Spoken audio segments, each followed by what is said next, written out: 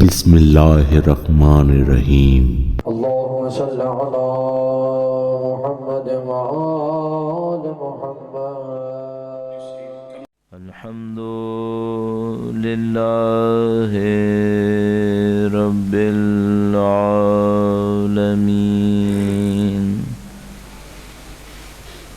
والصلاة والسلام على سید الانبیاء والمرسلین، حبیب الہ العالمین بالقاسم محمد، صلی علی محمد محمد معجل وعلى آلہ الطیبین الطاہرین،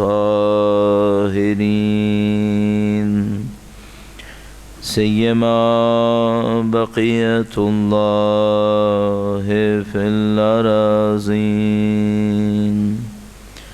قال اللہ تعالی فی کتابہ الکریم، بسم اللہ الرحمن الرحیم، ام حسبت ان اصحاب الكهف والرقیم كانوا من آیاتنا عجبا۔ درود بھیجے گا محمد وعلی محمد، محمد وعلی محمد، بردی کا درود بھیجے گا محمد وعلی محمد، صلی علی محمد وعلی محمد وعجل۔ پروردگار عالم کا انتہائی احسان ہے، انتہائی لطف و کرم ہے، اس نے ہمیں دین مبین سے نوازا ہے، اہل بیت اطہار علیہ السلام کی محبت، ان کی مودت سے سرفراز فرمایا ہے، اس فرش عزا پر بیٹھنا نصیب فرمایا ہے۔ خدا کی دی ہوئی ان نعمتوں کو شکر بجا لانے کے لیے اور اس دعا کے ساتھ کہ انشاءاللہ خدا متعال ہمیں ان کے فرزند کے ظہور کا دن دیکھنا نصیب فرمائے، انشاءاللہ ان کی نصرت کی سعادت نصیب فرمائے، ان کی نصرت کی راہ میں شہادت نصیب فرمائے انشاءاللہ۔ تمام دعاؤں کی قبولیت کے لیے درود بھیجے گا محمد وآل محمد، صلی علی محمد وآل محمد وعجل فرجہ۔ پروردگار عالم نے دین مبین کو انسانوں کی ہدایت کے لیے، اس دنیا میں انسانوں کی مشکلات کو حل کرنے کے لیے اور انسانیت کو ان کمالات کو حاصل کرنے کے لیے ارسال فرمایا ہے جو انسان کی ذات کے اندر اس کی خلقت کے ساتھ ہی قرار پائے تھے۔ جب بھی ہم کہتے ہیں کہ یہ دین کامل ہے تو فوراً چند دعوے اس دین کے کمال کے ساتھ ہمارے سامنے آتے ہیں۔ اگر یہ دین کامل ہے تو اس کا مطلب یہ ہے کہ ہمیں اس کے ہوتے ہوئے کسی اور فکر کی ضرورت نہیں ہے، یہ ہماری تمام مشکلات کو حل کرنے کے لیے کافی ہونا چاہیے۔ اگر خدا نہ کرے ایسا ہو کہ یہ دین تو کامل ہو لیکن معاش کی مشکلات کو حل کرنے کے لیے ہمیں کسی اکانومسٹ سے پوچھنا پڑے، سوسائٹی کی پرابلمز کو حل کرنے کے لیے ہمیں کسی مثلا مغربی سوشالوجسٹ سے پوچھنا پڑے، تو اس کا مطلب یہ ہے کہ اس دین کے اندر نعوذ باللہ تعالی معاش اور سوسائٹی کے معاملے میں ایک نقص پایا گیا، نعوذ باللہ تعالی، کہ اس کے لیے ہمیں کسی اور سے پوچھنا پڑا۔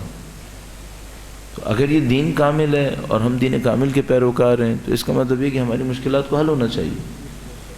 اور دین کی یہ افادیت تھی جس نے دین کو ابتدائی زمانے میں جب ختمی مرتبہ سرکار انبیاء محمد مصطفیٰ صلی اللہ علیہ وسلم وہ جب دین لے کر آئے، انہوں نے دین کا اجرا فرمایا، تو اہم ترین دلائل میں سے ایک دلیل یہی تھی کہ اس دین کی افادیت تھی۔ لوگ مدینے میں آتے تھے، دیکھتے تھے امن و سکون ہے، مکہ میں جاتے تھے، دیکھتے تھے وہاں چوری چکاری ہے، وہاں پہ لوگ ایک دوسرے کی جان کی در پہ ہیں، امن و سکون نہیں ہے۔ فوراً ہمیں اپنے آپ سے ایک سوال کرنا ہوگا کہ دین ہماری مشکلات کو کیوں حل نہ کر سکے؟ اور اس موقع پر جو اور اہم مسئلہ ہے وہ یہ کہ کیا ہم دین کو اس عنوان سے دیکھ بھی رہے ہیں کیا؟ یوں ہو گیا ہے اس وقت کم سے کم ایسا احساس ہو رہا ہے، اور خاص طور پاکستان کے معاشرے کے اندر، کہ لوگ دین سے اپنی مشکل کو حل کروانا بھی نہیں چاہ رہے۔ خدا نہ کرے یوں احساس ہو رہا ہے جیسے بہت سارے لوگ دین پر عمل کر رہے ہیں، ان سے پوچھیں کہ اس دین نے اس مشکل کو حل کیوں نہیں کیا، تو وہ کہیں گے اس سے کوئی تعلق ہی نہیں ہے۔ مثلا ہم اپنی مثال دے سکتے ہیں، وہ یہ کہ، اور جو ہمارا موضوع بھی قرار پانا ہے انشاءاللہ ان 5 دنوں کے لیے،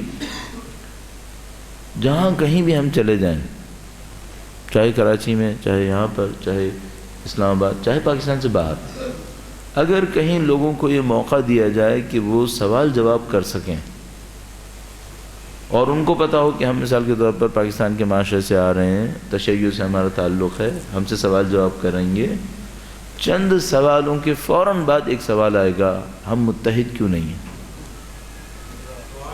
قطعاً آئے گا۔ یعنی آپ جس شہر میں چلے جائیے، کوئی بھی فورم ہو، پولیٹیکل فورم ہو، ریلیجس فورم ہو، کوئی سوشل ایشو ہو، کسی بھی مسئلے کے اوپر بات ہو رہی ہے، اگر لوگوں کو یہ موقع دیا گیا کہ وہ سوال جواب کر سکیں، چند سوالوں کے بعد یہ سوال آنا بہت ضروری ہوگا کہ ہم متحد کیوں نہیں ہیں۔ اب چونکہ ہم اس کو بہت دفعہ جواب دے چکے ہیں مختلف فورمز کے اوپر، لیکن ہم چاہتے ہیں کہ ان 5 دنوں کے لیے اسی موضوع کو ہم دین کے پس منظر میں گفتگو کے اندر قرار دیں۔ سبحان اللہ، سبحان اللہ۔ ہمارے پاس ایک دین ہے بحمدللہ رب العالمین، یہ دین کامل ہے، اس کی تمام تعلیمات وہی ہیں جو اللہ کے رسول لے کر آئے، اس پر ہمیں فخر ہے بحمدللہ رب العالمین۔ صرف ایک مشکل باقی رہ گئی ہے، وہ یہ کہ یہ دین مشکل حل کیوں نہیں کر رہا؟ اگر یہ دین ہے اور قطعاً ہے، کامل بھی ہے، ہماری مشکلات کو حل کرنے کے لیے آیا ہے، تو اس کو اتحاد کی اس مشکل کو حل کرنا چاہیے۔ اب اگر نہیں حل کر رہا تو چند بہت سادہ جواب دے کر معاملے کو ختم نہیں کیا جا سکتا۔ میرا اپنے خیال ہے کہ یہاں پر ایک تجزیے کی ضرورت ہے کہ یہ جو دین ہمارا اس مشکل کو حل نہ کر سکے، اس میں ایک تجزیہ انجام پائے، اور ایک باریکی انجام پائے، ایک گہرائی انجام پائے۔ اس سے پہلے کہ ہم اس موضوع کی مناسبت سے چند جملات آپ کی خدمت میں عرض کریں، اس بات کو اور واضح کرنا چاہیں گے کہ جب ہم کہتے ہیں کسی موضوع کو اور گہرائی سے دیکھا جائے، اصلا اس کا مطلب کیا ہوتا ہے؟ موضوعات کا جائزہ لینا کئی طریقے سے ممکن ہے، اسی طرح مشکلات کو سمجھنا بھی کئی طریقے سے ممکن ہے۔ کچھ مشکلات ایسی ہوتی ہیں جو لوگوں کے نزدیک مشکل ہوتی ہے، اصل مشکل وہ نہیں ہوتی، اصل مشکل کہیں اور ہوتی ہے۔ کچھ چیزیں ایسی مشکلات ہوتی ہیں جو واقعی مشکلات ہوتی ہیں، لیکن لوگ ان کو سمجھنے سے عاجز ہوتے ہیں، لوگ نہیں سمجھ پاتے۔ لوگوں سے کہا جائے یہ مشکل ہے، وہ کہیں گے نہیں یہ مشکل نہیں ہے۔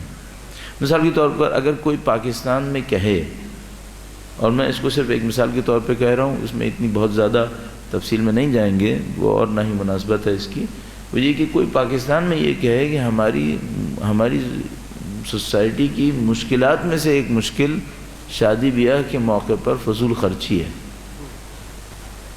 مشکل تو ہے، لیکن کیا یہ بہت بڑی مشکل ہے؟ اگر کوئی مجھ سے کہے، میں کہوں گا ہاں یہ بہت بڑی مشکل ہے۔ کیا یہ اتنی بڑی مشکل ہے کہ اس کی وجہ سے ناامنی ہے؟ میں کہوں گا ہاں یہ اتنی بڑی مشکل ہے ایک پہلو سے کہ اس کی وجہ سے ناامنی ہے۔ اب اس ربط کو ڈھونڈنا مشکل کام ہے کہ بھئی ایک سادہ سی بات ہے کہ اگر ایک شادی انجام پا رہی ہے، اس کے اندر کچھ مراسم انجام پا رہے ہیں، اس کے اندر کچھ پیسہ خرچ کیا جا رہا ہے، کیا یہ اتنی بڑی مشکل ہے کہ اس کی وجہ سے سوسائٹی میں ناامنی آ جاتی ہے؟ اس موقع پہ تو کوئی ناامنی نہیں آتی، اس موقع پہ تو لوگ بہت خوش ہو رہے ہوتے ہیں۔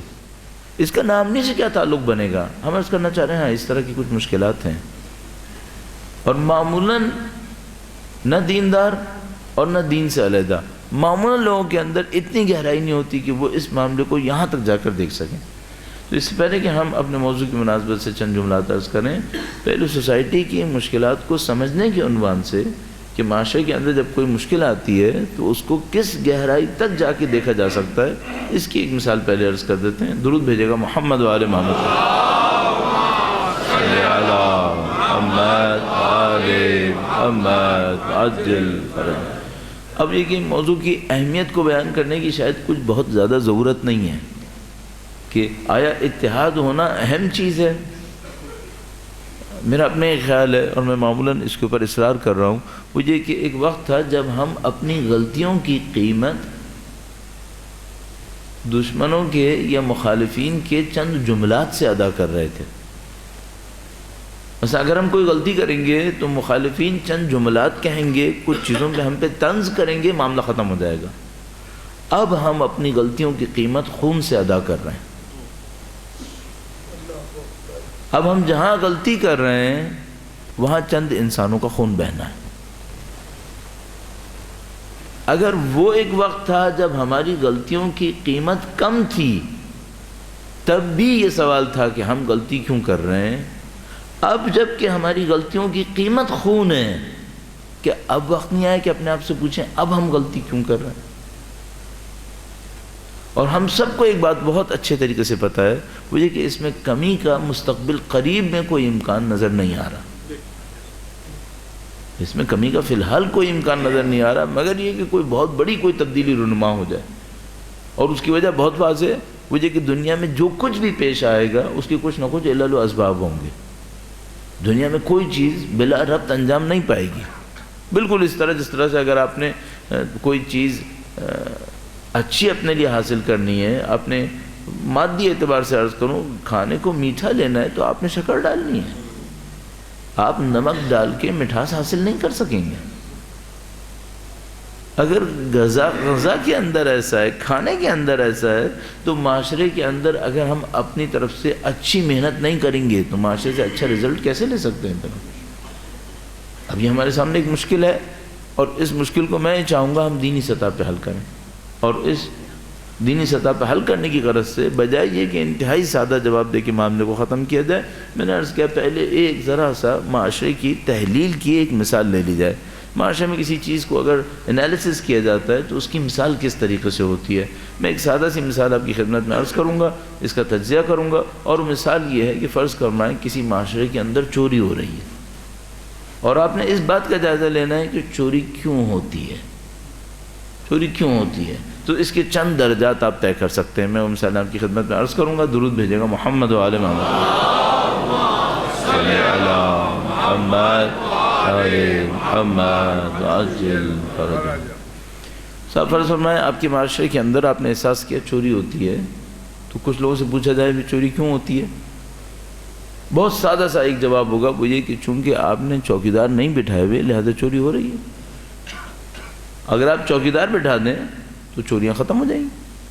ایک بہت سادہ جواب ہے، لیکن میں آپ سے پوچھنا چاہوں گا، جواب دیجئے نہ دیجئے اپنے ذہن میں سوچ لیجئے گا، وہ یہ کہ کیا چوکیدار بٹھانے سے چوریاں ختم ہو جاتی ہیں؟ نہیں۔ ہاں یہ ہو سکتا ہے کہ جہاں پر زیادہ چوریاں ہو رہی ہوں وہاں چوریاں کم ہو جائیں، لیکن ایک بات پھر ہوگی، پھر چھوٹی چوری نہیں ہوگی، پھر بڑی چوریاں ہوں گی، کیونکہ آپ نے چوکیدار بٹھا کر چوری کرنے والوں کی چوری کے عمل کو مہنگا کر دیا ہوگا، تو اب چھوٹی چوری نہیں ہوگی بلکہ بڑی چوری ہوگی، کیونکہ جو چوری کرنے آئے گا وہ اس نے انویسٹمنٹ تیاری کے اوپر زیادہ کر لی ہوگی۔ تو جب اسمگلنگ کے رولز ٹائٹ ہو جاتے ہیں تو اسمگلڈ چیز کی قیمت بڑھ جاتی ہے، کیونکہ اسمگلنگ مہنگی ہو جاتی ہے، پھر اس وقت سستی نہیں ہوتی پھر اسمگلنگ۔ تو یہ قانون ہے دنیا کے اندر، مجھے کہ اگر کسی معاشرے کے اندر چوری ہو رہی ہے، آپ نے کہا بھائی چوری کا حل یہ ہے کہ چوکیدار بٹھا دیے جائیں، آپ نے چوکیدار بٹھا دیے، اب چوریاں ختم ہو جائیں گی، تو ہم کہیں گے نہیں چوریاں ختم نہیں ہوں گی، چھوٹی چیز کی چوری نہیں ہوگی، بڑی چیز کی چوری ابھی بھی ہوگی، ابھی بھی ہوگی۔ اور یہ جو معاشرے جو آپ دیکھ رہے ہیں جن کو ہم اور آپ مثال میں کہتے ہیں یہاں چوریاں نہیں ہوتی، یہاں چوکیدار نہیں ہوتے، بس کئی ملین کیمرے لگے ہوئے ہیں، کئی ملین کیمرے لگے ہوئے ہیں۔ یعنی اگر آپ انگلستان جیسے معاشرے کی بات کر رہے ہیں، لندن جیسے شہر کی بات کر رہے ہیں، تو صبح سے شام تک اگر آپ روڈ کے اوپر گھومے ہیں آپ کی کئی 100 تصویریں کھنچ چکی ہیں۔ اس خاطر چھوٹی چوریاں نہیں ہو رہی، اس خاطر چھوٹی چوریاں نہیں ہو رہی۔ بس چوری کیوں نہیں ہوتی؟ کسی نے کہا چوکیدار نہ ہونے کی وجہ سے، ہم نے عرض کیا نہیں، چوکیدار نہ ہونے کی وجہ سے چوری نہیں ہوتی، بلکہ کوئی اور وجہ ہے۔ ہاں اس سے چوری کم ہو جائے گی، اب مہنگی چوری ہوگی، اب دوسرے اسٹیج پہ چلے جاتے ہیں، ایک ایک کر کے اسٹیج بڑھائیں گے۔ درود بھیجے گا محمد و آل محمد صلی اللہ محمد محمد عجل۔ دوسرے مرحلے میں ہم سوچتے ہیں چوری نہیں ہوتی، چوری کو آپ نے روکنا ہے تاکہ چوری نہ ہو، تو آپ ایک کام کریں، وہ یہ کہ چور کی سزا کو بڑھا دیں۔ جو بھی چوری کرے گا اس کی سزا بڑھا دیں۔ اگر آپ سزا بڑھا دیں گے تو سامنے والا کہتا ہے پھر چوری نہیں ہوگی۔ اب میں آپ سے پھر دوبارہ پوچھوں گا، کیا چوری کی سزا بڑھانے سے چوری ختم ہو جاتی ہے؟ نہیں۔ پھر دوسرا مسئلہ ہے، اس کا مطلب ہے چوری اور مہنگی ہوگی، لیکن چوری کی سزا بڑھانے سے چوری ختم نہیں ہوتی۔ ایک دوست نے مجھے بتایا، کہنے کہ ہم کا افریقہ میں کارخانہ تھا، وہاں ان کا جو انچارج تھا وہ ہر روز آ کے ان کو بتاتا تھا کہ آج کارخانے میں اتنی چوری ہو گئی، آج اتنی چوری ہو گئی۔ ہر روز کا ایک معاملہ تھا کہ اتنی چیزوں کی چوری ہر روز ہوگی۔ پھر ایک دن ایک چور پکڑا گیا۔ جس دن چور پکڑا گیا اس آدمی کو انہوں نے کارخانے کے میدان میں کھڑا کیا، وہاں ایک پول سے باندھا اور اس پول کے اوپر جلتے ہوئے ٹائر ڈال کر اس کو آگ لگانا چاہیے۔ اچھا، وہ جس کا کارخانہ تھا اس نے کہا کہ بھائی یہ کارخانہ میرا ہے، میں اپنے چور کی یہ سزا تجویز نہیں کر رہا۔ تو انہوں نے کہا کہ نہیں بھائی، یہ معاملہ اس میں ہے کہ آپ کی کوئی دخالت ہی نہیں ہے، یہ ہماری سوسائٹی کا کسٹم ہے، یہ ہمارا رسم و رواج ہے، وہی کہ اگر کوئی چور پکڑا جاتا ہے تو اس کو یہ سزا دی جاتی ہے۔ تو انہوں نے کہا کہ کیا آج پہلی دفعہ چوری ہوئی ہے؟ ہر روز چوری ہو رہی تھی۔ انہوں نے کہا نہیں، ہم اس کو چوری کی سزا نہیں دیتے، ہم اس کو پکڑے جانے کی سزا دیتے ہیں اور وحشت ناک سزا دیتے ہیں۔ اور انہوں نے جلا دیا، اسے جلا دیا۔ اچھا، جب وہ جل گیا کہ اگلے دن چوری رک گئی؟ نہیں، اگلے دن پھر چوری ہوئی۔ سب کو معلوم تھا کہ ہونی ہے۔ اس سزا دینے سے بھی جو کیپٹل پنشمنٹ ہے، موت کی سزا ہے، وحشت ناک ترین موت کی سزا ہے، اس سے بھی چوری نہیں رکی ہے۔ ایک چوری ہوئی ہے، ہم نے کہا چوکیدار بٹھا دیں شاید چوری رک جائے، دیکھا نہیں، چوکیدار بٹھانے سے چوری نہیں رکتی ہے۔ آپ اس کو سزا دینا شروع کر دیں، اس سے بھی چوری نہیں رکی ہے۔ اب تیسرے مرحلے میں جاتے ہیں، درود بھیجے گا محمد و آل محمد، صلی علی محمد و آل محمد وعجل فرجهم۔ اچھا، اب تھوڑا سا گہرائی بڑھانے کی کوشش کرتے ہیں۔ وہ یہ کہ سامنے والا کوئی آتا ہے اور کہتا ہے کہ دیکھو بھائی، جب تک غربت ہے چوری ہوگی، جب تک غربت ہے چوری ہوگی۔ تو اگر آپ چاہتے ہیں چوری نہ ہو، آپ ایک کام کریں، آپ غربت مٹا دیں۔ اگر آپ غربت مٹا دیں گے تو پھر چوری ختم ہو جائے گی۔ میں آپ سے نہیں کہوں گا کہ آپ جواب دیں، اپنے دل میں سوچے گا یہ حل آپ کو مناسب لگ رہا ہے یا نہیں لگ رہا ہے۔ اب آپ کی رائے تقسیم ہو گئی ہے اور بالکل ایسے ہی ہونا بھی چاہیے، کیونکہ کچھ لوگوں نے یہاں تک سوچنا ہے اور اس کے بعد نہیں سوچنا ہے، اور کچھ لوگوں نے اس کے بعد بھی سوچنا ہے۔ ٹھیک ہے، تین حل ہو گئے ہمارے پاس۔ ایک تو یہ تھا کہ چور کے لیے آپ چوکیدار بٹھائیں، دوسرا یہ تھا کہ چور کے لیے چوری کی سزا بڑھائیں، تیسرا حل یہ ہوا کہ بھائی اگر آپ غربت ختم کر دیں تو چوری ختم ہو جائے گی۔ اچھا، اب یہاں پر تھوڑا سا رک کر اس پریکٹس کی خاطر، یہ جو میں آپ کو مثال دے رہا ہوں اس سے ہماری مجلس کا کوئی تعلق نہیں ہے، گرچہ چوری ہونا بہت بڑا کرائسس ہے، لیکن اس کو حل کرنا ہمارے یہاں پہ کام نہیں ہے۔ لیکن جو کام ہم کر رہے ہیں وہ صرف اس خاطر کر رہے ہیں ایک ایکسرسائز ہو جائے کہ یہ کام ہوتا کیسے۔ اگر آپ سوسائٹی میں کسی چیز کو بیان کر رہے ہیں کہ یہ وجہ ہے، کہ آپ کہہ رہے ہیں یہ وجہ ہے، تو پھر اس کا مطلب یہ جہاں پر یہ وجہ نہیں ہو وہاں پر وہ عمل نہیں ہونا چاہیے۔ بھائی آپ کہہ رہے ہیں کہ چوری کی وجہ غربت ہے، اس کا مطلب کیا ہے؟ جہاں غربت نہیں ہو وہاں چوری نہیں ہونی چاہیے، اور جہاں غربت ہو وہاں زیادہ چوری ہونی چاہیے۔ بالکل صحیح کہا۔ 50 سال پہلے ہم لوگ غریب تھے یا نہیں تھے؟ پہلے زیادہ چوری تھی یا اب زیادہ چوری ہے؟ یہ تو الٹا ہو گیا۔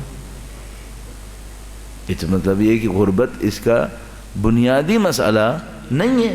50 سال پہلے ہم زیادہ غریب تھے، آپ خود جانتے ہیں، اپنی زندگی کو جانتے ہیں، ہم لوگ جانتے ہیں اپنے ملک کو۔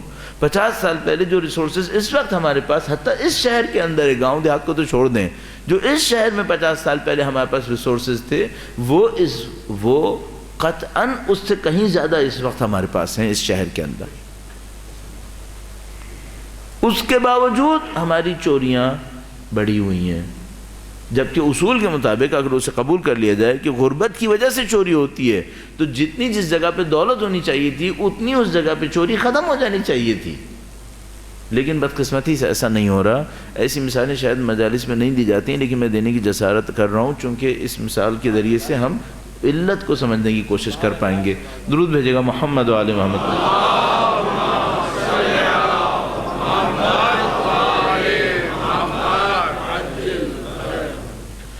بار دیگر درود بھیجے گا محمد و آل محمد۔ صلی علی محمد آل محمد عجل۔ سب دنیا میں معمولاً یہی سمجھا جاتا ہے کہ جہاں غربت ہوتی ہے وہاں چوریاں ہوتی ہیں، اگر غربت نہیں ہوگی تو چوری نہیں ہوگی۔ ہم نے عرض کیا یہ بات کوئی زیادہ معقول بات نہیں ہے۔ پھر آپ اپنے آپ سے ایک اور سوال بھی پوچھ سکتے ہیں، جو پاکستان میں بہت بڑی چوریاں کرتے ہیں وہ غریب ہوتے ہیں؟ بھائی ہمارے جیسے مڈل کلاس کا بندہ چوری کتنے کی کر لے گا؟ بہت تیر مارے گا، چند لاکھ روپے کی چوری کر لے گا۔ اچھا یہ جو اربوں روپے کی چوری کرتے ہیں یہ قوم کے غربا ہیں بیچارے، ان کی تنخواہیں کم ہیں؟ نہیں، ہرگز نہیں۔ ان کے پاس ٹھیک ٹھاک پیسہ ہے۔ جو دنیا میں اس معاملے میں بدترین مثال اب تک آ رہی ہے وہ امریکہ کی کمپنی تھی اینرون نام کر کے، اس کی مثال ہے۔ اس کا کرپشن کئی بلین ڈالر کا تھا، اور جن لوگوں نے کرپشن یہ کیا تھا کئی بلین ڈالر کا، ان کی اپنی سالانہ تنخواہیں کئی ملین ڈالرز تھیں۔ کئی ملین ڈالر سالانہ تنخواہ میں لینے والوں نے کئی بلین ڈالر کا کرپشن کیا تھا، اور امریکہ جیسے ترقی یافتہ ملک کے اندر یہ کمپنی دنیا کی بہترین کمپنیز میں سے ایک شمار کی جاتی تھی، اور یہ بینکرپٹ ہو گئی تھی۔ اس کے اندر کرپشن کرنے والے لوگوں میں کوئی بھی مڈل کلاس نہیں تھا، سب کے سب نیو یارک کے پوش ایریاز کے اندر رہنے والے تھے۔ یہ تو دنیا کی مثال ہے، پاکستان کی مثال تو میں نے آپ کی خدمت میں عرض کر دی۔ اس کا مطلب ہے اگر کوئی یہ کہہ رہا ہے کہ غربت مٹا دو چوری مٹ جائے گی، ہم کہیں گے نہیں بھائی، غربت مٹانے سے چوری نہیں مٹتی، غربت سے چوری نہیں مٹتی۔ اس کا مطلب کیا ہے؟ آپ سب کو پیسے دے دیں، سب کے پاس پیسے ہوں، تب بھی چوری باقی رہے گی۔ چوری کا سبب کچھ اور ہے، چوری کا سبب کچھ اور ہے۔ ایک قدم اور آگے بڑھتے ہیں۔ درود بھیجے گا محمد و آل محمد۔ صلی علی محمد آل محمد وعجل فرجہم۔ صاحب معاملہ یہ ہے کہ اب ہم اور نزدیک آتے ہیں، یہ کہ چوری کا جو بنیادی سبب ہے وہ یہ ہے کہ جس معاشرے میں پیسے کی بنیاد پہ احترام ہوتا ہے وہاں چوری ہوتی ہے۔ پیسہ ہونے نہ ہونے سے چوری نہیں ہوتی، جہاں پیسے کی بنیاد پر احترام ہوتا ہے اس معاشرے میں لوگ پیسے کی خاطر چوری بھی کرتے ہیں۔ اس کا ایک پس منظر ہے۔ پس منظر کیا ہے؟ ہر انسان کو عزت چاہیے، ہر انسان کو عزت چاہیے، چاہے کوئی دنیا کا چھوٹا کام کر رہا ہو یا دنیا کا بڑا کام کر رہا ہو، کسی بڑے گھرانے سے ہو یا چھوٹے گھرانے سے ہو، بے عزتی کوئی انسان نہیں چاہتا، سب کو عزت چاہیے ہوتی ہے۔ جس معاشرے کے اندر عزت ملتی ہو دولت کے ہونے سے، اگر دولت ہوگی تو عزت ہوگی، اور دولت نہیں ہوگی تو عزت بھی نہیں ہوگی، اس معاشرے کے اندر چونکہ سب کو عزت چاہیے اور انسان کی فطرت میں ہے کہ اس کو عزت چاہیے، تو وہ سب پیچھے دوڑتے ہیں عزت کے، اور عزت لینے کے لیے کیا چاہیے ان کو پیسہ چاہیے۔ اچھا، اب یہ جو عزت کی بنیاد پیسہ بنتی ہے، اس میں ایک اور گہرائی ہے، اس میں ایک اور مشکل ہے، اور میں یہ بار بار آپ سے عرض کر رہا ہوں، یہ انالیسس میں اس خاطر آپ کی خدمت میں عرض کر رہا ہوں تاکہ برین اسٹارمنگ ہو جائے، اس سے ہمیں فائدہ ہونا ہے آگے جا کر، اس سے ہم اپنی قومی مشکل کو حل کرنے کی طرف فائدہ اٹھائیں گے کہ یہ انالیسس کیسے ہوتا ہے۔ اگر عزت کی بنیاد دولت ہو تو جنگ ہوگی، اگر عزت کی بنیاد تقوی ہو تو جنگ نہیں ہوگی۔ اچھا، ممکن ہے کوئی مطالبہ کرے کہ بھئی یہ کیسے ہو سکتا ہے؟ اگر عزت کی بنیاد دولت ہو تو جنگ ہوتی ہے، عزت کی بنیاد تقوی بنے تو جنگ نہیں ہوتی۔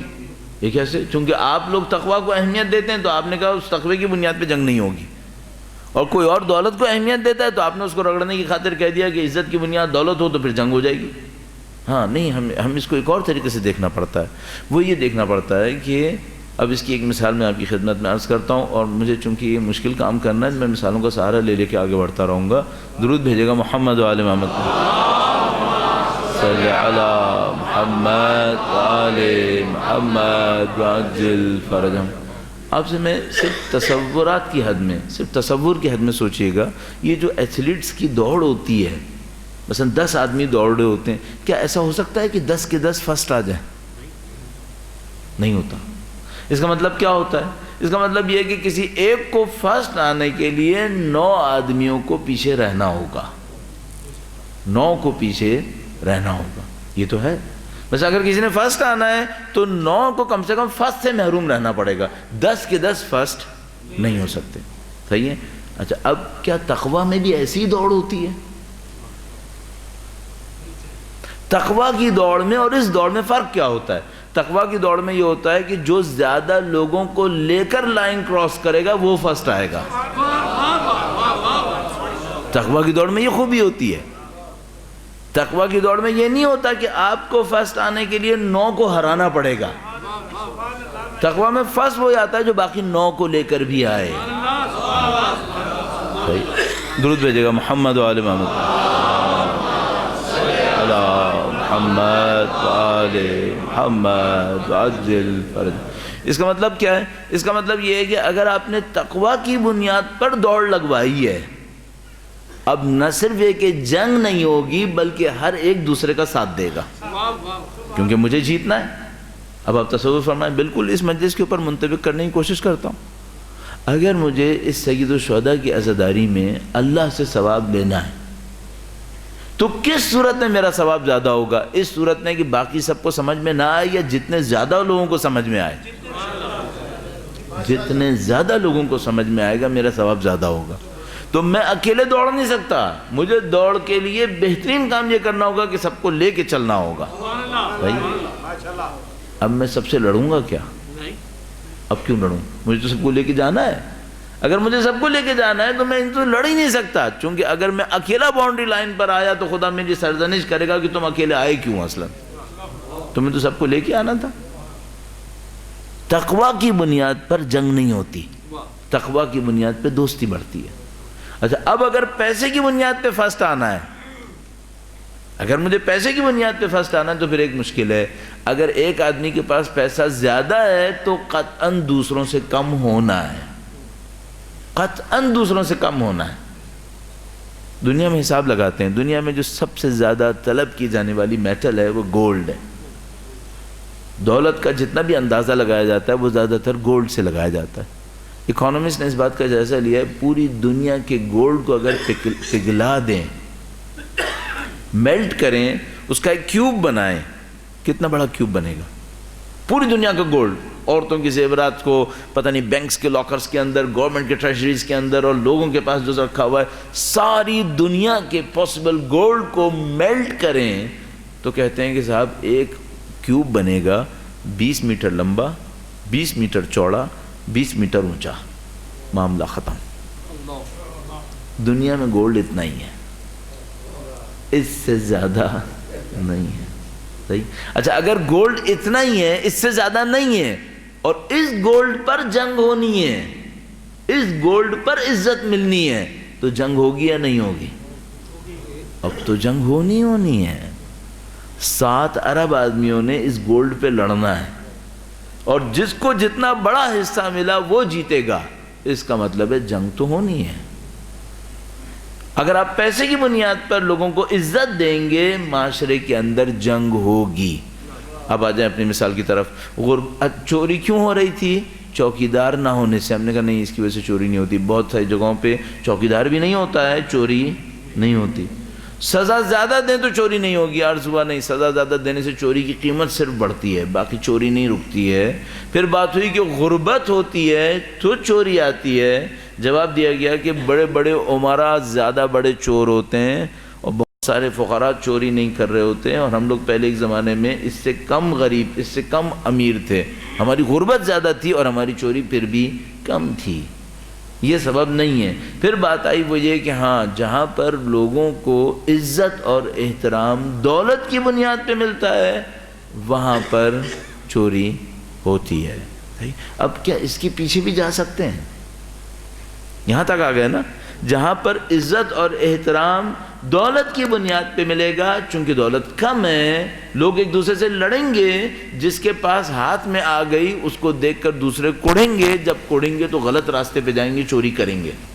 بھائی کیا اس کے پیچھے کوئی اور ریزن بھی ڈھونڈ سکتے ہیں یا یہیں پہ انالیسس روک لیں؟ اگر یہاں پہ روک لیں اب بھی بری جگہ نہیں رکے ہیں، میں کہہ رہا ہوں اس کے پیچھے بھی جا سکتے ہیں. وہ کون سی جگہ ہو سکتی ہے؟ درود بھیجے گا محمد و آل محمد پر، صلی علی محمد و آل محمد وعجل فرج. اس سے پیچھے ایک اور سوال کرنا پڑے گا، وہ کون سے معاشرے ہوتے ہیں جہاں دولت کی بنیاد پر احترام ملتا ہے؟ ان معاشروں میں ایسا ہوتا کیوں ہے؟ میں مثال کو تھوڑا تشریح کر دیتا ہوں. آپ نے ابھی ایک بات کو قبول کیا تھا، وہ یہ کہ 50 سال پہلے یہاں چوریاں کم تھیں. کیا 50 سال پہلے بھی ہم لوگوں کو عزت دولت کی بنیاد پہ دے رہے تھے؟ اگر دیتے بھی ہوں گے تو کم لوگ ایسے دیتے ہوں گے. زیادہ تر لوگ انسان کو عزت دیتے تھے انسان ہونے کی بنیاد پر. زیادہ تر لوگ ایسے تھے. اگر ایسا تھا اس کا مطلب ہے وہاں پہ چوری کم تھی، اور جب انہوں نے عزت دینا شروع کی دولت کی بنیاد پر تو ان کی چوریاں بڑھنا شروع ہو گئیں. اب اگلا سوال ہے، یہ معاشروں میں عزت دولت کی بنیاد پر کب دی جاتی ہے؟ یہ تبدیلی آتی کیوں ہے؟ یہ تبدیلی کیوں آتی ہے؟ یہ تبدیلی اس وقت آتی ہے جب انسان دولت کو اور دنیا کو اساس بناتا ہے اور خدا اور آخرت کا انکار کر رہا ہوتا ہے. جیسے ہی انسان خدا، آخرت اور روح کو کم توجہ کی نظر سے دیکھتا ہے، دنیا کو زیادہ توجہ دینے لگتا ہے، تو پھر دنیا کی بنیاد پر عزت دیتا ہے. جب دنیا کی بنیاد پر عزت دیتا ہے تو پھر عزت پہ جھگڑا ہوتا ہے، اور عزت حاصل کرنے کے لیے لوگ چوری کرتے ہیں. سٹارٹنگ پوائنٹ کیا ہوا؟ پھر جیسے ہی لوگ خدا کو بھلاتے ہیں، اب باقی سب کو اسکپ کر دیں، جیسے ہی لوگ خدا کو بھلائیں گے چوری ہونا شروع ہو جائے گی. جیسے ہی خدا کو بھلائیں گے، جیسے ہی خدا کو بھلائیں گے، مادہ ان کے لیے اہم ہوگا. جب مادہ ان کے لیے اہم ہوگا، مادے کی بنیاد پہ عزت دیں گے. جب مادے کی بنیاد پہ عزت دیں گے، لوگ اپنی عزتوں کے حصول کے لیے مشکل میں پھنس جائیں گے. جب مشکل میں پھنس جائیں گے تو غلط صحیح کا خیال نہیں کریں گے اور چوری بھی کریں گے. صحیح ہے؟ اس کا مطلب کیا ہوا؟ اگر آپ کہیں پہ دیکھیں کہ خدا کو بھلایا جا رہا ہے، آپ اتنی ہی طاقت سے کھڑے ہو جائیں جتنا اپنے گھر چوری ہونے کے بعد کھڑے ہوتے ہیں. بھائی جس دن میرے گھر چوری ہو جائے نعوذ باللہ تعالی، میں کتنی طاقت سے کھڑا ہوتا ہوں اس کا مقابلہ کرنے کے لیے. اگر مجھے پتا چل جائے آج رات میرے گھر چور آنے والے ہیں تو میں کیا کرتا ہوں؟ جتنے بھی ریسورسز ہیں استعمال کر لوں گا چور کو روکنے کے لیے. جب معاشرے میں خدا کو بھلایا جاتا ہے اس وقت کہاں ہوتا ہوں؟ جبکہ بات وہاں پہ شروع ہو رہی ہوتی ہے. بات وہاں سے شروع ہوتی ہے. جب معاشرے میں خدا کو بھلایا جاتا ہے تب یہ ساری داستان شروع ہونے والی ہوتی ہے. اس وقت کوئی نہیں سوچتا. یہ ہم انسانوں کی فکر کی کمی کا نتیجہ ہے. میں ایک مثال اور آپ کی خدمت میں دیتا ہوں تو اپنی مشکل کی اپنے مسئلے کی طرف منتقل ہوتا ہوں. درود بھیجے گا محمد و آل محمد، صلی علی محمد آل محمد عجل فرجہم. خدا نہ کرے نعوذ باللہ اگر کسی کا بیٹا نافرمان ہو جائے، جب اپنی طاقت کے وقت پہ پہنچے اور اپنے بوڑھے باپ کو گھر سے باہر نکال دے، یہ اچھی بات ہوئی یا بری بات ہوئی؟ بہت بری بات ہوئی. اور جس کے ساتھ ہوئی ہے اس کو اچھا لگے گا یا برا لگے گا؟ بہت برا لگے گا. اب میں ایک بات کہہ رہا ہوں، جب اس جوان نے پہلی دفعہ خدا کو بھلانے کی کوشش کی تھی تب اس باپ کو اتنا برا لگا تھا؟ یہ ہماری مشکل ہے. ہماری جو اصلی مشکل ہے وہ کیا ہے؟ وہ یہ کہ جب معاملہ شروع ہو رہا ہوتا ہے تو اب اپنی کم عقلی اور کم فہمی کی وجہ سے سمجھ نہیں پاتے کہ داستان کہاں تک جائے گی. اس وقت ہم سوچتے کیا ہیں؟ مجھے کہ اگر 2 رکعت نماز فجر نہیں بھی پڑھی، یا اگر وہ دین کو اتنی اہمیت نہیں بھی دیتا، تو جب تک اس کے ایکیڈیمکس اچھے ہیں، جاب اچھی کر رہا ہے، مجھے کیا مشکل ہے؟ کمپرومائز کر لیتا ہوں. اچھا اس وقت میں یہ نہیں سوچ پاتا کہ میں جس پہ کمپرومائز کر رہا ہوں یہ میری بقا کے لیے پلر ہے، پلر پہ کمپرومائز کر رہا ہوں. ایک دفعہ یہ ستون ہٹ گیا میری پوری عمارت گرنے والی ہے. پھر ہماری غلطی یہاں پر ہے. اب میں آتا ہوں قومی اتحاد کی طرف، جو ہماری قوم کے ساتھ مشکل بنی ہوئی ہے کہ اتحاد کیوں نہیں ہے ہمارے اندر. اس اتحاد کی داستان کو بھی پہلے اس طریقے سے حل کرنے کی کوشش کرتے ہیں. اتحاد کے آپ کے اور میرے پاس حل کیا ہے، اور اس حل کو دیکھنے کی کوشش کرتے ہیں اس سے حل ہوگا یا اس سے حل نہیں ہوگا. ایک بار پھر درود بھیجے گا محمد و آل محمد صلی علی محمد و آل محمد وعجل فرجهم. اس سے پہلے کہ میں آگے بڑھوں ایک بار پھر میں ان لوگوں سے معذرت خواہ ہوں جو نہیں چاہ رہے ہوں گے کہ بات اتنی گہرائی تک جائے.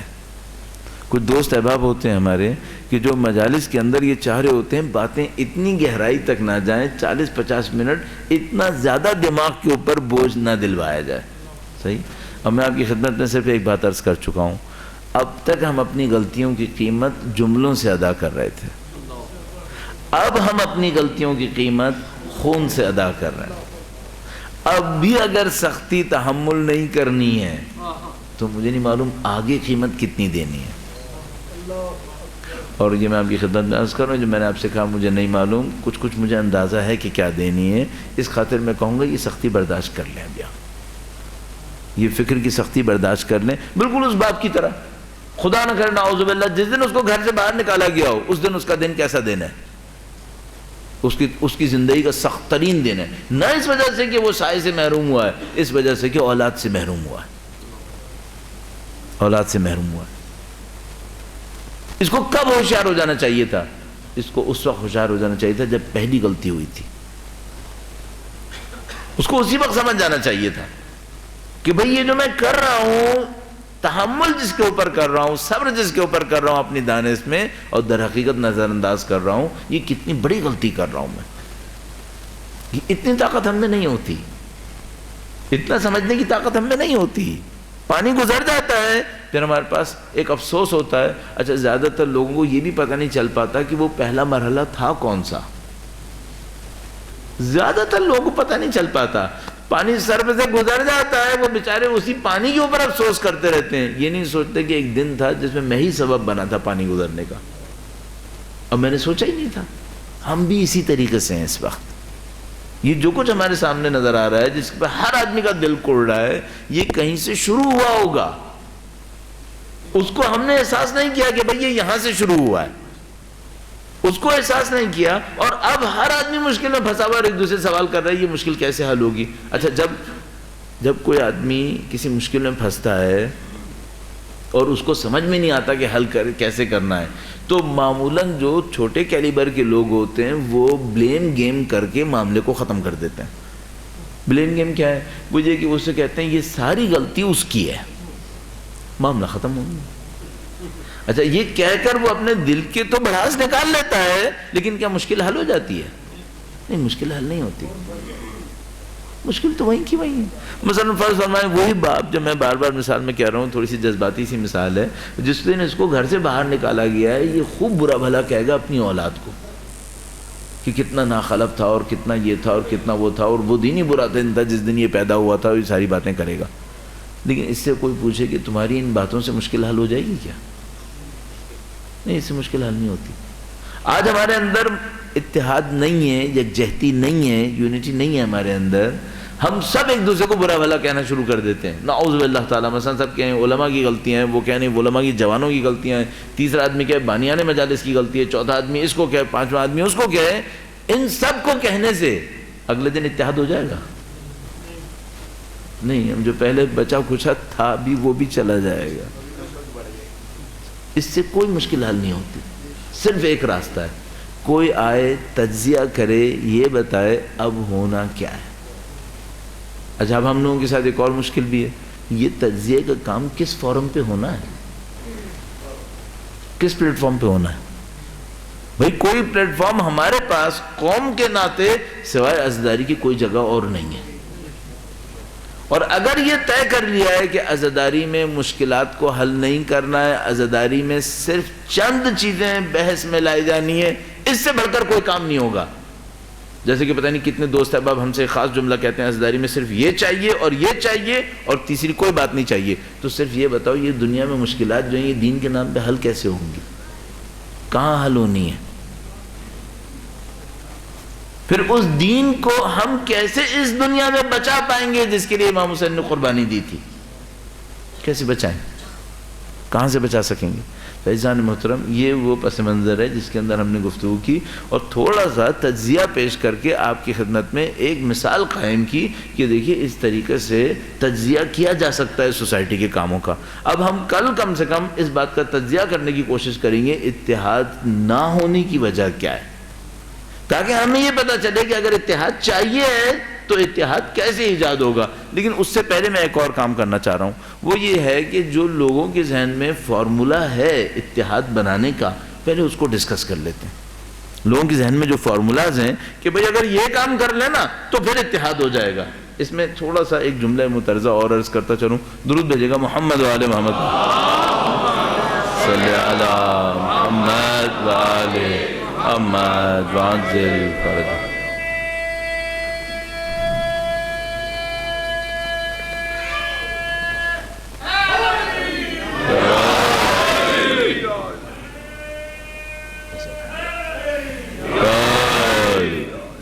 خدا آپ کا حفظ و امان نصیب فرما رہا ہے اور نصیب فرمائے انشاءاللہ. درود بھیجے گا محمد و آل محمد.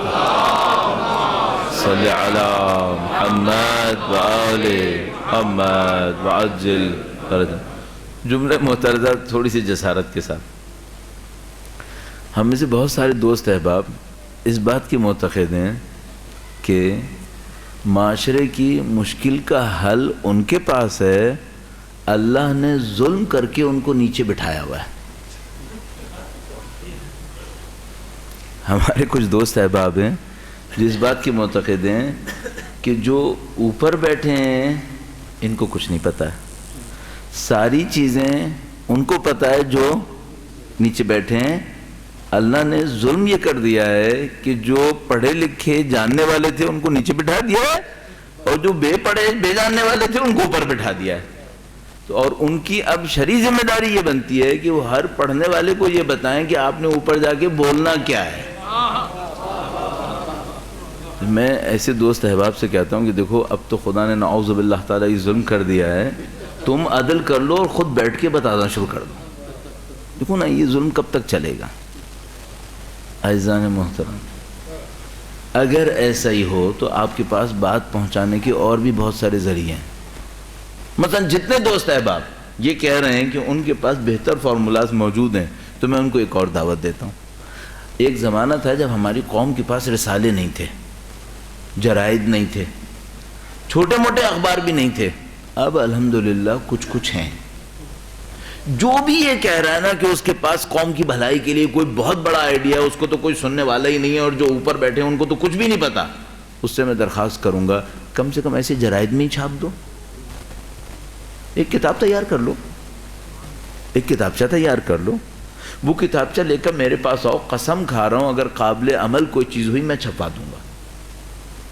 اور میں تو خود ڈھونڈ رہا ہوں کہ بھائی اگر قوم کے پاس کوئی نسخہ کیمیا ہے تو جو دعویٰ ہے کہ اس کے پاس نسخہ کیمیا ہے تو اس نسخہ کیمیا کو مرقوم فرمائے چند صفحات کے اوپر ہمارے پاس ارسال کر دے، ہم اسی کے نام سے چھپا بھی دیں گے، کوئی مشکل نہیں ہے. لیکن یہ جتنے دعوے ہیں یہ دعوے کی حد میں ہی ہیں. مشکل ان میں کیا آپ لوگ کہتے ہیں ان تلوں میں تیل نظر نہیں آ رہا. اب میں ان تلوں میں سے بعض تلوں کو آپ کی خدمت میں عرض کرتا ہوں تاکہ آپ دیکھیں گے جن کو ہم سمجھتے ہیں ان میں کتنا تیل ہے، اتنا زیادہ تیل ہے نہیں ان کے اندر. دیکھیے اب ایک پہلا نسخہ. درود بھیجے گا محمد والے صلی علی محمد محمد وعجل فرجہ. صاحب میں اس مثال کو علامت کے طور پہ پیش کرتا ہوں، وہ نسخہ بھی بعد میں بتاتا ہوں، پہلے ایک اور نسخہ بتا دوں چونکہ ہمارے پاس ہر 2-4 دن بعد نسخے آتے رہتے ہیں. لیکن بار میں اس میں چن کے میں آپ کو ایک بتا دیتا ہوں. جس نے مجھے دیا وہ بہت اچھا آدمی ہے، یعنی میں اس کی کوئی سختی نہیں کرنا چاہ رہا ہوں، نہ اس کا نام بتاؤں گا. وہ ایک دفعہ میرے پاس آئے، انہوں نے کہا کہ دیکھیں مولانا صاحب یہ جو ہمارا سوسائٹی ہے اس میں بہت بڑی مشکل یہ ہے کہ یہاں پہ خمس کی تقسیم اچھی نہیں ہو رہی. یہاں پر اس شہر میں کم از کم خمس کی ادائیگی اتنی ہے بھی نہیں، اور اس کے خلاف بولنے والے بہت ہیں۔ کچھ جگہیں ایسی ہیں جہاں پر خمس کی ادائیگی اس کے مقابلے میں کئی گنا زیادہ ہے اور اتنے بولنے والے بھی نہیں ہیں۔ تو ہمیں ایک اور بات سمجھ میں آتی ہے، جس شہر میں دینے والے کم ہوتے ہیں وہاں خلاف بولنے والے بہت زیادہ ہوتے ہیں، اور جس شہر میں دینے والے زیادہ ہوتے ہیں وہاں مخالفت میں بولنے والے تھوڑے کم ہوتے ہیں۔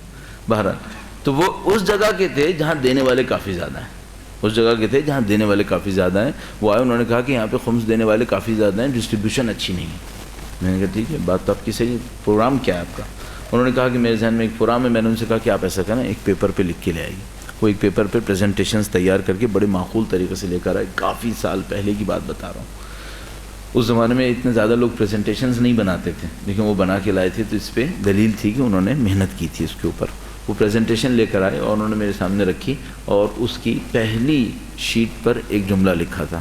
میں نے کہا میں باقی تو دیکھ لوں گا، یہ پہلے کا کیا ہوگا؟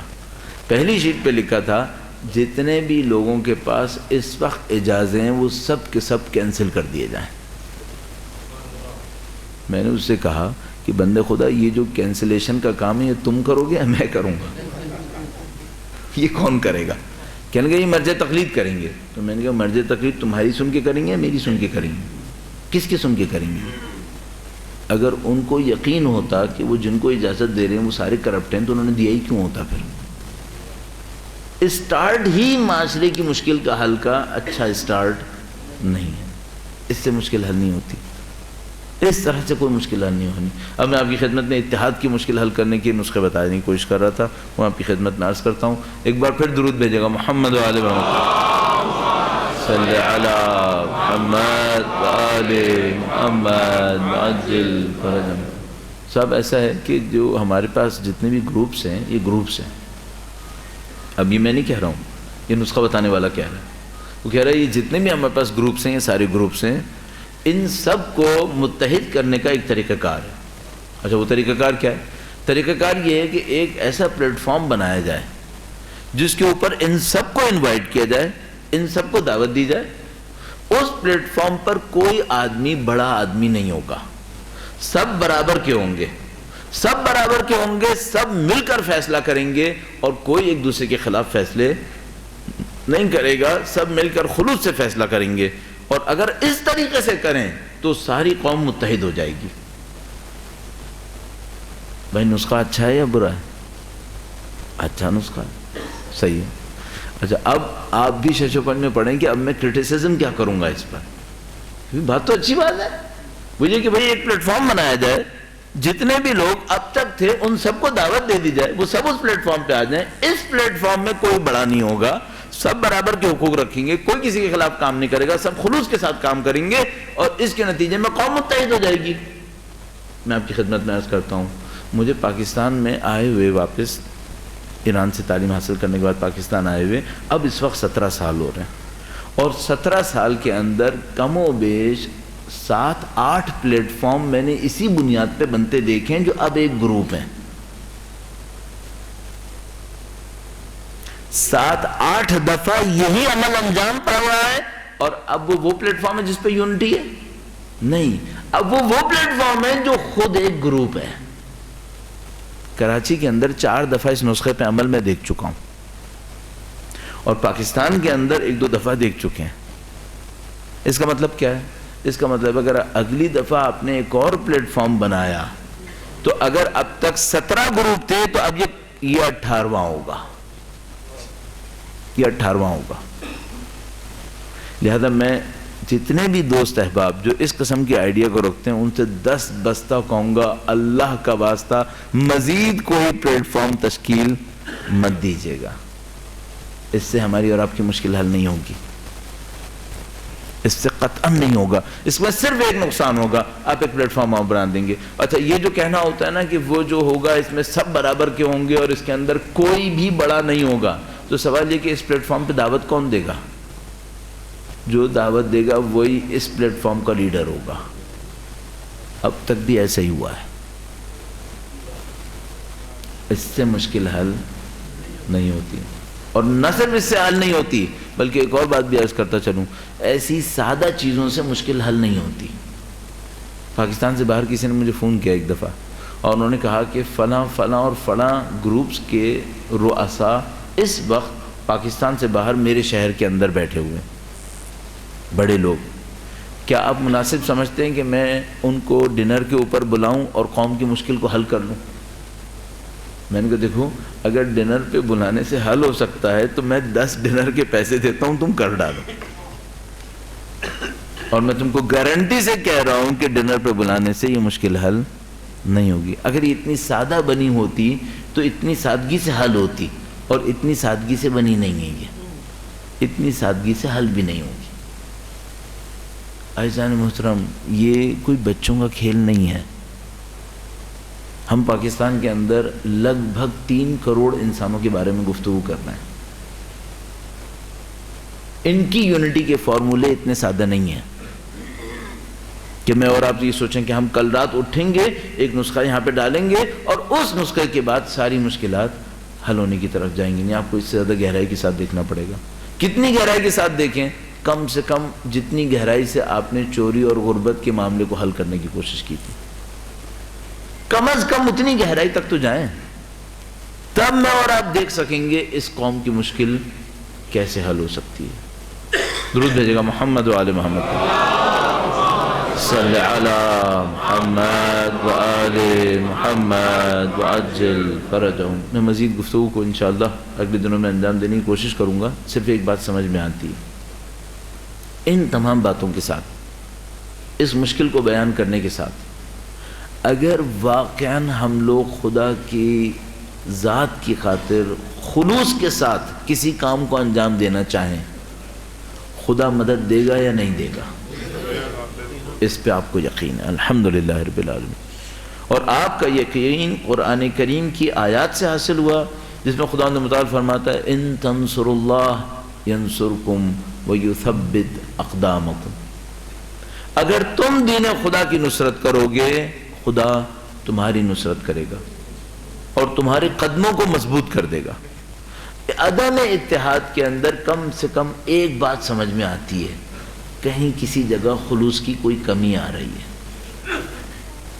ورنہ خدا نے متعال کی آیت کریمہ قانون ہے، ان تنصر اللہ ینصرکم ویثبت اقدامکم، اگر تم اللہ کی نصرت کرو گے خدا تمہاری نصرت کرے گا، تمہارے قدموں کو مضبوط کر دے گا۔ واضح سری آیت کریمہ ہے۔ اس کا مطلب ہے جو کچھ بھی ہے، جو کچھ بھی سبب ہے، جس کی طرف کل پرسوں چند دنوں میں اشارہ کرنے کی کوشش کریں گے، کچھ بھی سبب ہے، کم سے کم ایک پوائنٹ یہ پوائنٹ ہے، کہیں نہ کہیں خلوص کی کوئی کمی ہے۔ اگر یہ خلوص کی کمی تھوڑی سی بھی پورا ہونے کی طرف جائے، اچھا اللہ کے نظام میں ایک عجیب خوبی ہے، دنیا کے نظام میں بعض اوقات ایسا ہوتا ہے کہ اگر آپ نے 100 اچیو نہیں کیا تو گویا کچھ بھی نہیں کیا۔ بھائی ایک بچہ ہے، اگر وہ میڈیسن پڑھ رہا ہے اور 5 سال میں اس کا کورس پورا ہونا ہے اور اس نے 4.5 سال پڑھ لیا ہے اور 6 مہینے نہیں پڑھا ہے، ایگزام نہیں دیا ہے، تو اس کو کیا 90% ڈاکٹر بننے کی ڈگری مل جائے گی اسے؟ نہیں، وہاں 90 اور 98% پہ ڈگری نہیں ملتی، یا ملتی ہے یا نہیں ملتی ہے، معاملہ ختم ہو جاتا ہے۔ پھر اللہ کے نزدیک ایسا نہیں ہے، اللہ ایسے نہیں کرتا۔ خدا متعال فرماتا ہے اگر تم ایک رات بھی میرے لیے گزارو گے میں اس پہ جزا دوں گا، ایک عمل میرے لیے کرو گے میں اس پہ جزا دوں گا۔ اس کا مطلب کیا ہے؟ اس کا مطلب ہے اگر ہماری قوم ایک قدم بھی خدا کی خاطر بڑھائے گی خدا ساتھ دے گا، خدا ساتھ دے گا۔ یعنی مثلا کوئی یہ نہ سوچے کہ بھئی یہ جو آپ کہہ رہے ہیں ان تنصروا اللہ ینصرکم ویثبت اقدامکم، یہ تو کبھی ہونا ہی نہیں ہے۔ کیسے 3 کروڑ انسان کب مل کر خدا کی خاطر پر خلوص قدم اٹھا پائیں گے؟ یہ تو ناممکن ہے۔ میں کہہ رہا ہوں ہاں اگر ایسا ہوتا تو ناممکن تھا، لیکن صرف ایک بات پوچھیں گے، جتنے لوگ اس چھت کے نیچے ہیں آج رات خلوص سے خدا سے کچھ مانگ سکتے ہیں کیا؟ دے گا یا نہیں دے گا؟ تو مانگ کیوں نہیں رہے؟ مانگ لو، اس میں کیا مشکل ہے؟ اچھا دنیا کے اندر ایک اور مشکل ہے، دنیا کے اندر بہت سارے کام ایسے ہوتے ہیں جن کو کرنے کے لیے اتنی بڑی بڑی چیزیں چاہیے ہوتی ہیں جو بہت بڑی کلاس تو ویسے ہی نہیں کر سکتی۔ مثلا میں اگر آپ سے کہوں ایک بزنس کریں، بزنس کرنا ہر ایک کے بس کا ہے، نہیں، اتنی اس کی شرائط ہیں، اتنی اس کی پری کنڈیشنز ہیں کہ ان کو پورا کرنے کے لیے سمجھنے 70% تو آبادی کر ہی نہیں سکتی، وہ تو ویسے ہی باہر ہے۔ لیکن صرف ایک مسئلہ ہے، رات کو کسی وقت، دن کی کسی ٹائم میں اکیلے بیٹھوں اور خدا سے کہوں خدا مشکل میں ہوں میری مدد کر دے، پی ایچ ڈی چاہیے اس کے لیے؟ اس کے لیے کیا پری کنڈیشن ہے؟ صرف اتنا کہ توجہ دے دوں خدا کے اوپر، اس سے زیادہ کیا ہے؟ اور میں آپ کو گارنٹی سے عرض کر رہا ہوں، اگر میں اور آپ جو اتنے لوگ یہاں پر بیٹھے ہوئے ہیں، اگر ہم نے اگلے 24 گھنٹوں میں 5 منٹ بھی اس کام پر لگائے کہ خدا پورے خلوص کے ساتھ تیری بارگاہ میں آئے اپنی قوم کی مشکل حل کرنے کے لیے، پورے خلوص کے ساتھ کہ نہیں خدا ہم چاہتے ہیں اپنی قوم کی خاطر، اپنے دین کی خاطر، خلوص کے ساتھ تجھ سے مانگنے آئے کہ ہمیں کچھ دے دے تاکہ ہم اپنی قوم کے کام آ سکیں۔ اپنے آپ سے پوچھئے ملے گا یا نہیں ملے گا؟ جو خدا کہہ رہا ہے ادعونی استجب لکم، مجھے پکارو میں تمہیں جواب دوں گا، وہ جواب نہیں دے گا۔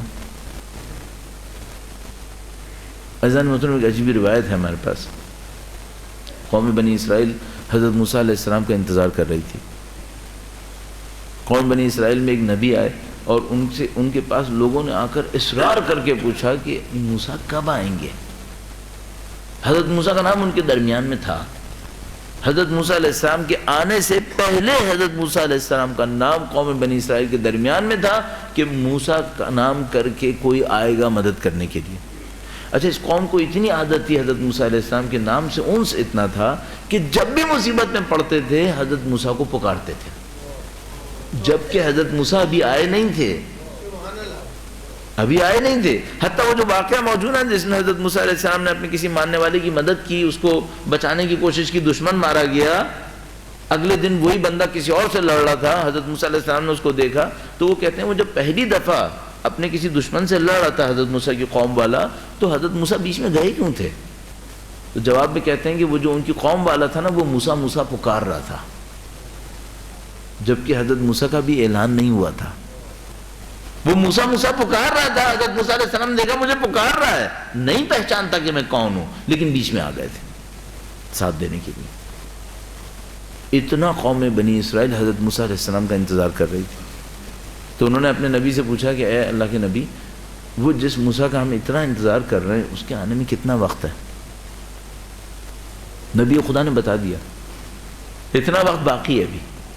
جیسے ان کو پتا چلا گویا ان کا دل ڈوب گیا، کہنے یا اللہ کے نبی اگر اتنی مدت باقی ہے ہم میں تحمل نہیں ہے، ہم فرعون کے ظلم سے پس گئے، ہم نہیں جھیل سکتے، اب ہمارا کیا ہوگا؟ ہم تو ہار گئے، کیونکہ یہ فرعون اتنے 100 سال اور ہمارے اوپر حکومت کرے اور ہمارا نبی نہ آئے، ہمارا منتظر نہ آئے، ہم برداشت نہیں کر سکتے۔ اس نبی نے اللہ سے کہا کہ اے اللہ میری قوم کا حل کیا ہے؟ میری قوم کا حل کیا ہے؟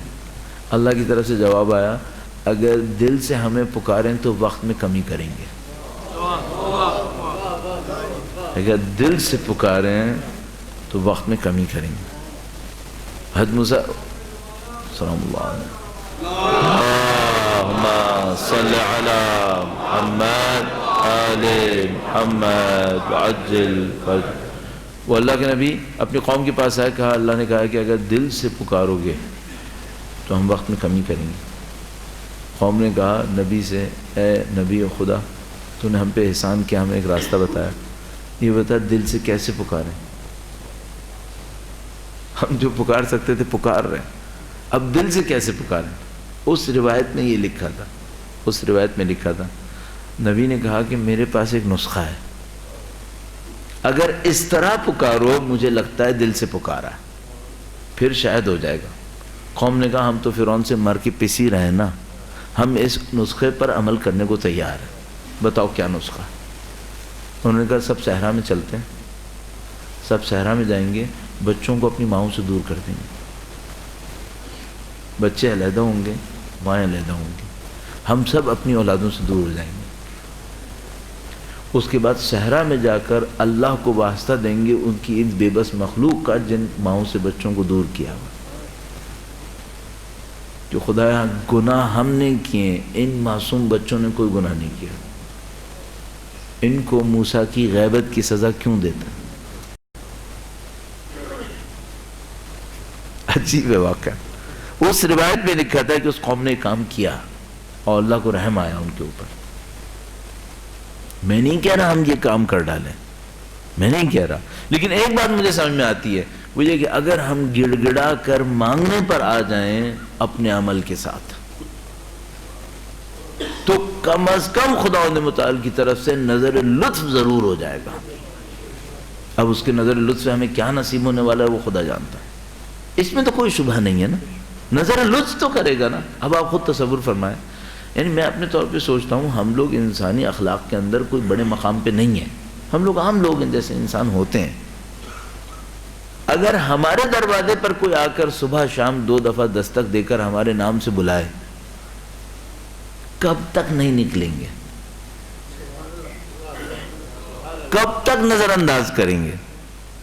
اگر ہم خدا سے صبح شام کہہ رہے ہوتے خدایا اپنی حجت کو بھیج دے، کب تک خدا نظر انداز کرتا؟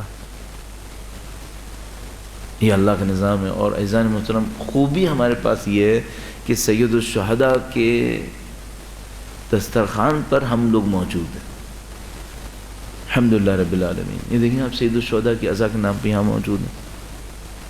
اگر خدا ہمیں اتنا سا بھی نہ چاہ رہا ہوتا تو اس نے ہمیں یہاں کیوں بلایا؟ اپنے نبی کے نواسے کے ماتم میں ہمیں کیوں بیٹھنے دیا؟ نہ بیٹھنے دیتا، ہمیں کہیں اور بھیج دیتا.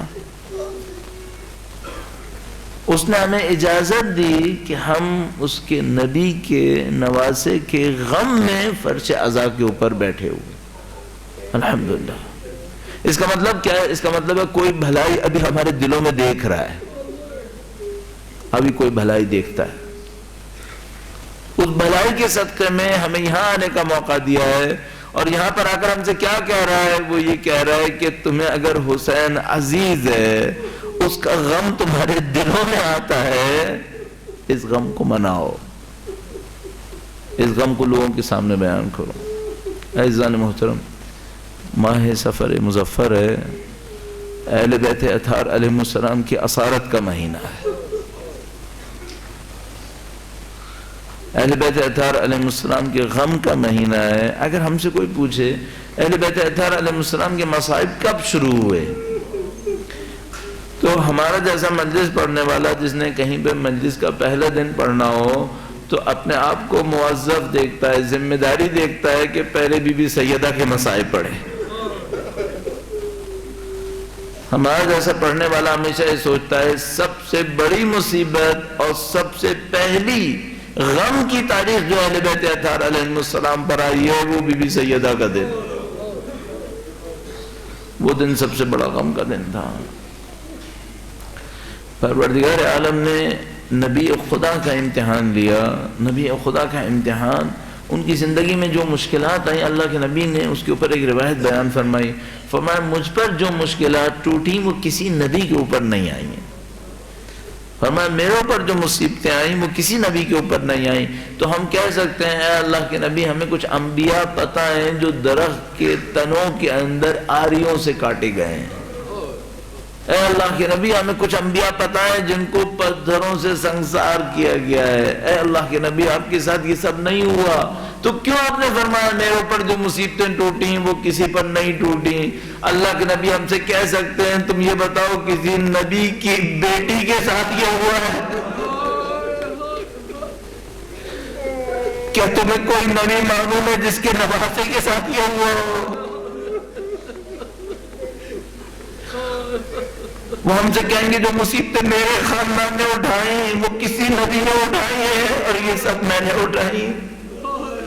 اور اسی طریقے سے ہم آگے بڑھائیں گے اور کہیں گے جو مصیبتیں سیدہ نے اٹھائیں عزیز الدنیا میں کسی ماں نے اٹھائی ہیں.